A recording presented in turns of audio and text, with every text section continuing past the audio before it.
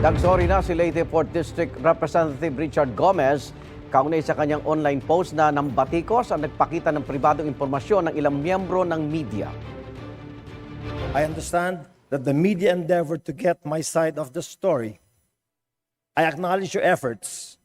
I'm sorry and I could have handled it better. Sa una niyang online post, pinakita ni Gomez ang mensahe ng ilang taga-media na humihingi ng pahayag niya kaugnay sa flood control project sa kanyang distrito. Makikita sa mga screenshot ang mga pangalan at cellphone number ng mga nag-message sa kanya para saan niya ay ginastusang media spin. Deleted na ngayon ang mga nasabing screenshot.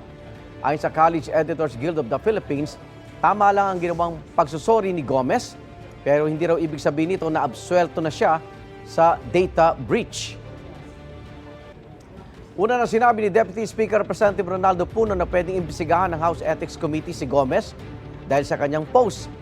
Sa privilege speech si Gomez kahapon, inakusa niya si Matag-Ob Leyte Mayor Bernie Tacoy na anya'y pag-sensationalize sa maling impormasyon kaugnay sa nasirang flood control project sa barangay Riverside.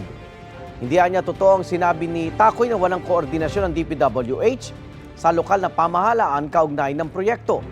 Sinusubukan pang kunin ang pahayag ni Tacoy kaugnay ng sinabi ni Gomez. At dati nang sinabi ng alkalde na hindi niya idinadawit si Gomez sa nasirang proyekto sa Matag-Ob. Igan, mauna ka sa mga balita, mag-subscribe na sa GMA Integrated News sa YouTube para sa iba't ibang ulat sa ating bansa.